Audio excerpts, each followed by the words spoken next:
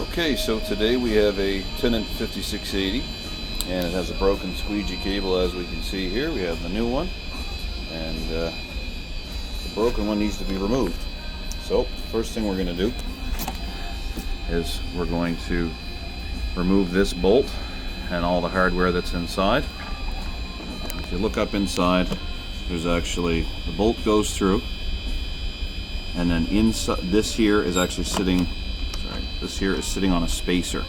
The spacer has to be inserted just the right way. Everything has to go in sequence. So it's always good to take a photo just like this to make sure you're putting it back together the same way you took it apart. So I'm just going to disassemble this first to start with. Alright, so we took our bolt off, or the nut off the bolt, so now we're going to slide it out. And then this spacer has to be slid out. Just like that. Our cable dropped, and that's it. So now we have to line this up in here, put our spacer in here, then through the cable,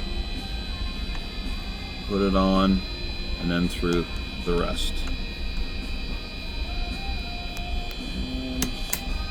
And there we go. That sits in there just like that. Put our bolt back in.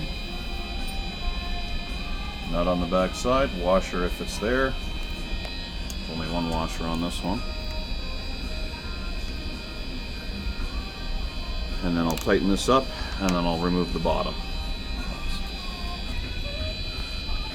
Okay, so to remove this, you have to access the back side of this bolt. And the easiest way to do that is to lift this frame up. Unfortunately, there's springs on it. So what I do to get these out of the way is you grab them with a pair of pliers, pull them out, and just let them hang. They may fall off. They're really simple. They just hook on back here, right there, and then you just grab them with your pliers, pull them straight, and drop them back down. So I'll take both of these off. Now this whole system easily goes up and down. Usually I just set it on my foot, or you can put something under it, and then I can easily get my socket on it and wrench and remove this bolt and nut. Alright, so we've got the nut off, remove the old cable, we have our new cable. I want to make sure it's twisted the least amount, but it will be, so as it comes down naturally it's sitting kind of sideways like this, so I'm going to turn it around like that and slide it on. Not necessary to take the bolt out if it doesn't fall out. It's always good to just leave it in place. And slide that back on. Reinstall the nut.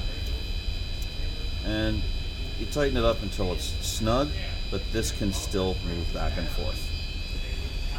And finish tightening that on. You pull your springs back on, which I'll show you in a second, and then you're all done. The last piece. Alright, so now that I've got our nut installed, we'll drop this back down, reach in and grab spring number 1, pull it out, drop it on, spring number 2, pull it out, drop it on, and our squeegee cable is now fully installed.